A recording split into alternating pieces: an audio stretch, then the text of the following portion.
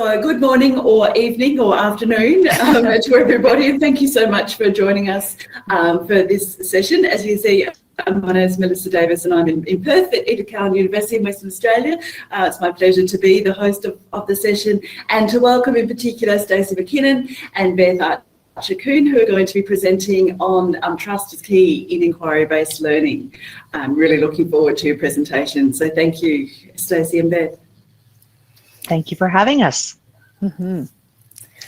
So I guess I'm going to start, and I'll just say, so I'm Beth Archer-Coon. I'm an associate professor with the Faculty of Social Work at the University of Calgary in Calgary, Alberta, Canada. And my colleague, Stacey? I am at the University of Prince Edward Island in the psychology department, and I will be appearing as a disembodied voice today in our presentation. So you'll just have to trust that we know what we're doing here. And on that note, yes, and so on that note, our presentation is about trust and inquiry-based learning. So I am now turning to the second slide for those of you following along.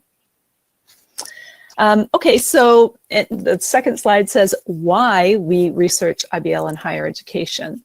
And for us, really, there are many benefits to for student learning when using inquiry-based learning as a pedagogy. And so those have been documented really well for K through grade 12, and less so in higher education, but we are adding to that literature with each of our projects that we've been working on. So the kinds of benefits that we know for students are critical thinking increases, increased student engagement, deep learning really improves for students. And it's important because today our students are very different and they require different skills for their future. So our higher education environments have this very unique constellation of circumstances that makes that taking intellectual risks that much more challenging. So for example, oh, there we go, we have slides. If we can flip it to the second one, whoever is controlling that. It's me, I'm showing my screen. That's awesome. So the challenges for students include things like, you know, sometimes we have block weeks where courses are taught in a week or perhaps in 6 weeks and sometimes over an entire semester. And we're asking students to jump right in really quickly and take those intellectual risks. So we wanted to know more about that process of jumping in that we're asking students to do. So if you could flip to the next slide, please. Okay, and so we understand inquiry-based learner as a learner-centered approach to inquiry, where students design and lead the inquiry process with support from the instructor. So it involves question, problem formulation, research and investigation on ideas, critical engagement with literature, and synthesis of findings. So and what is really important about IBL is that it requires a particular mindset. So a real shift in thinking from traditional ways of teaching and learning. Okay, so I'm just going to say a couple more things and then flip to the next page. There's different ways in which IBL is being enacted. One is an activity, for example, within a course. Another way is a course design, so the way that the course is set up. And then entire programs are using IBL as well. So the next slide then is slide 4. Early in our project, we were attempting to do a rapid systematic review. And so what we found is that there were 0 studies in the literature related to trust and inquiry-based learning in higher education. But what we did find is that there were 7 studies that talked about risk or trust in their discussion of their paper. It wasn't the focus, but it was in their discussion. And so what was important about those pieces that we learned is that students require preparation, teachers have to learn how to trust students. Students have to learn how to trust instructors, and that students must be willing to risk that they will be learning something using inquiry-based learning as pedagogy. Next slide, please, which is slide 5. Okay, and the things that we know about risk and trust in higher education, right? So risk and trust are necessary components of engaged pedagogy. There's very limited research, as I just acknowledged, within IBL, but also on how to develop trust in intellectually risky higher education settings. And lastly, that trust is a necessary but challenging condition for students to take risks in the classroom. Next slide, please. So our study, we used constructivist grounded theory, and we had 4 focus groups and 10 individual interviews. Our participants were both instructors or professors and students. Okay, so if you could flip to the next slide, please. So this just shows where our participants came from. So in the yellow, we have faculty from Western and Eastern Canada and Eastern US, and they came together when we were facilitating a working conference on IBL. So these were folks who were engaged in implementing IBL in the classroom, and 8 of them participated in a focus group. And then the next group, we decided to scan the literature. We were looking at, we talked to a critical friend. We had people in the focus group we invited were folks who were authors writing about inquiry-based learning in higher education. So we had someone from New Zealand, Australia, the UK, Ireland, Southeast USA, and Canada. And then our third focus group was students from the University of PEI, and our 4th focus group were students from Calgary, and 1 student was from the Yukon. Next slide, please. So our research questions were, how do we create a trusting learning environment between students and professors? How does the learning environment need to be modified? And how do the stakes involved influence students and professors' levels of trust? And now I'm going to turn it over to my colleague, Stacy. Thank you, Beth. We started, of course, by trying to define what trust was, and this was really important to us to understand the ways in which it might be similar and or different between instructors and students. And so what came out of these focus groups was that professors or instructors talked about trust in the classroom as being willing to make themselves vulnerable, not only to their colleagues, but to their students, and have their students become vulnerable to them in that process of learning. Most importantly, as you see here, with favorable expectations, but no certainty of positive results. So going into it, looking for the best, and understanding that this was going to be a challenging ride. The students, on the other hand, defined it slightly differently. They did see it as the ability to be comfortable enough to share openly and honestly in the class, feeling comfortable in a safe kind of way, and we'll talk a little more about that in just a moment. That the connection that you feel is reliable and dependable as well. So it's something that's consistent across the course time. And that it's not only a matter of trusting each other. It's not only a matter of students trusting professors and vice versa, but that they felt that in the IBL classroom in higher education, it was also very important to trust the whole process of it as well, to believe in IBL and to have the idea that they would find this a useful learning experience. Next slide, please.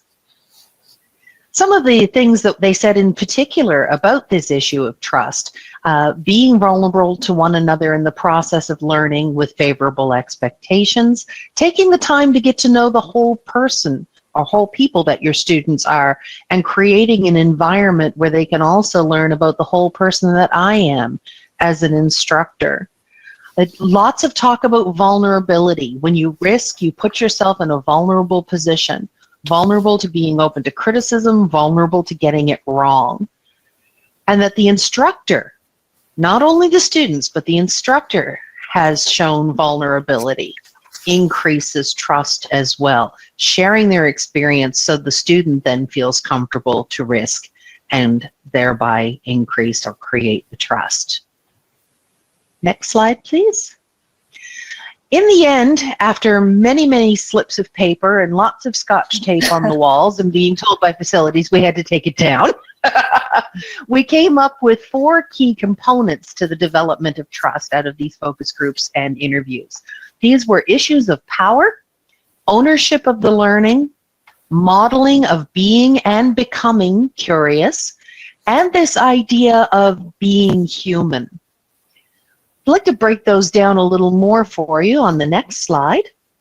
When we're talking about power, this came up quite regularly, and it was thought that the onus is on the instructors to break down those power relationships, those hierarchies, and that makes it a collegial setting where everyone's ideas are equally valid.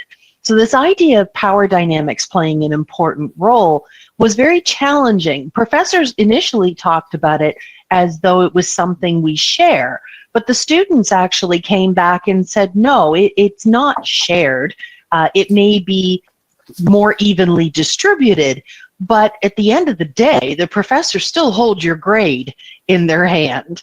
And so this power dynamic coming through, talking about how this idea of shared power is not realistic, nor is it actually desired by students.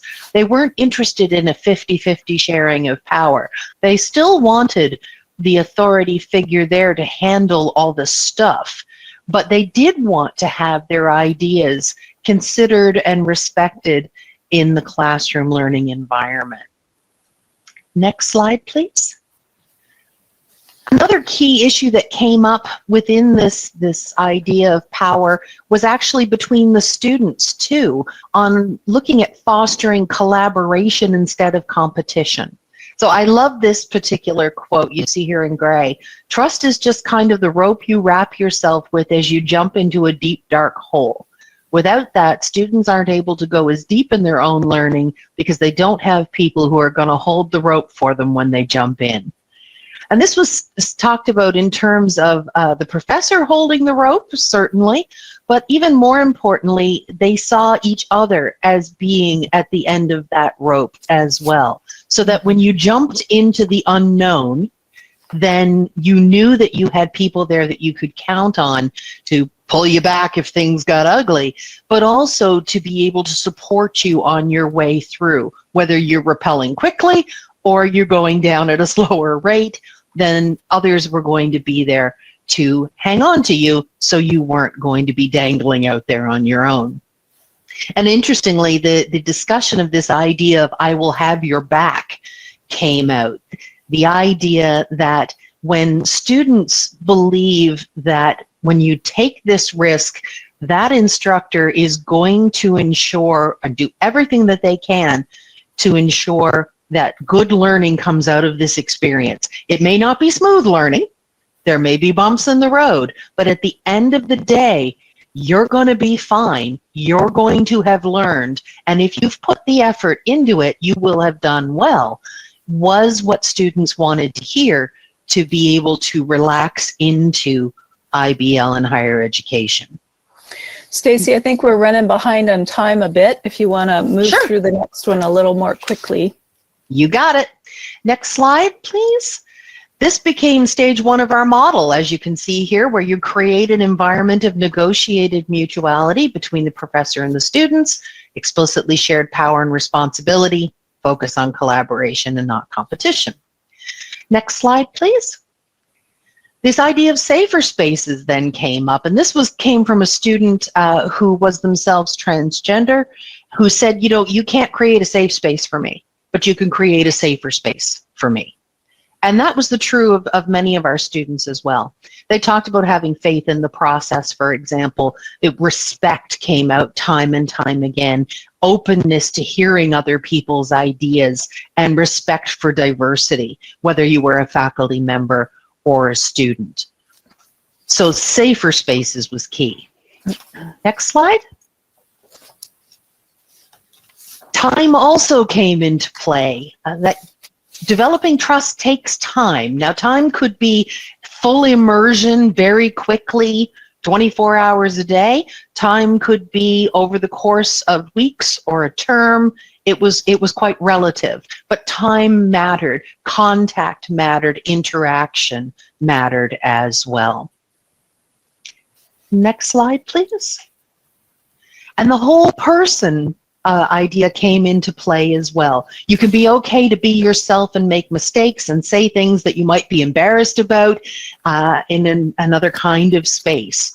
This idea that you weren't going to be ridiculed or judged if you said something unusual, asked a question that others hadn't thought of, and so on. So getting to know the whole person, the flawed human being, both the professor and the student, was seen as important.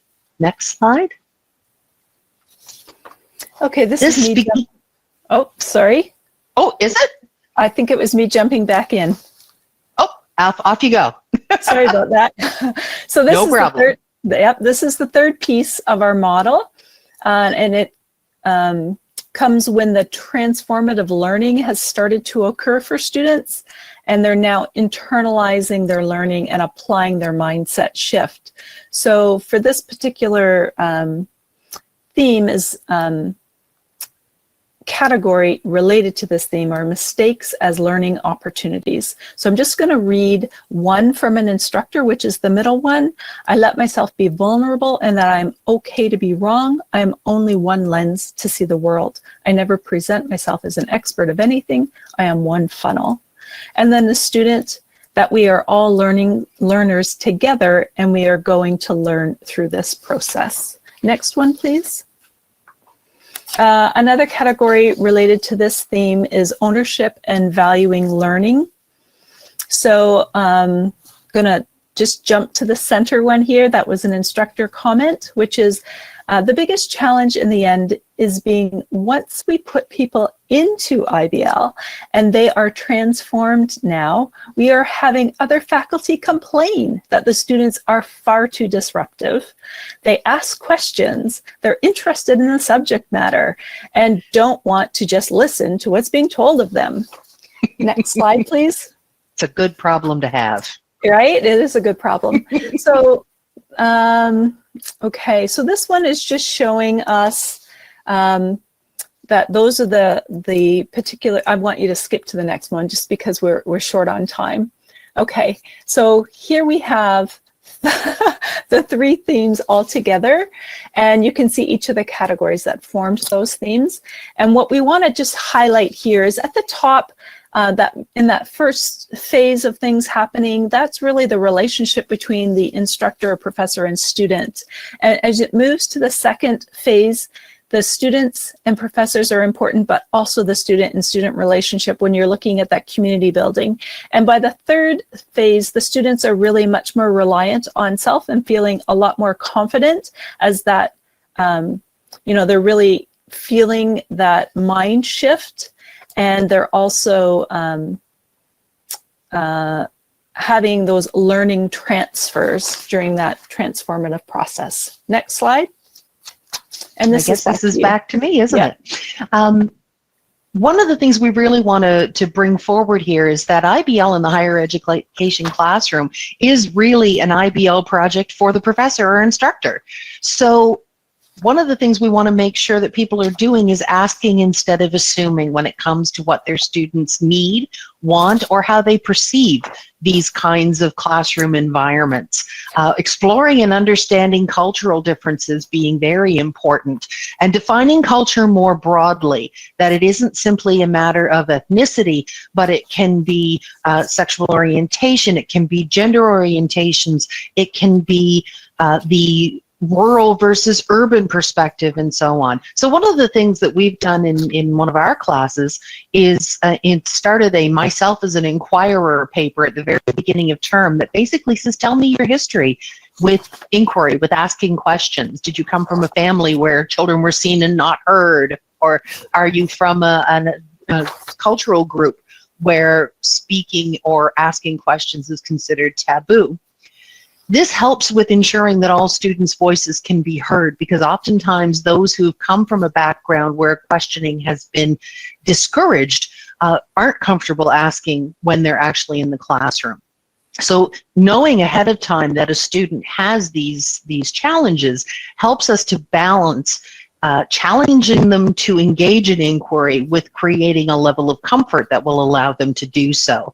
And again, one of the approaches that I've taken in my classes is using the question formulation technique, which you can find at writequestion.org, which allows all student voices to be heard and all perspectives to be taken into consideration as well. Last two most important points are to focus on growth as opposed to final assessment. Because oftentimes you'll have students who will exhibit incredible growth over the course of a term. You may have a student who's done exceptionally well the whole way, but has still grown. So having them see that in themselves using reflection can be very important to help build that trust in themselves that they can use this moving forward. And the last comes from one of our students' quotes: use respect as a verb instead of a noun. Respect isn't something you've earned, it's something you are constantly giving and receiving.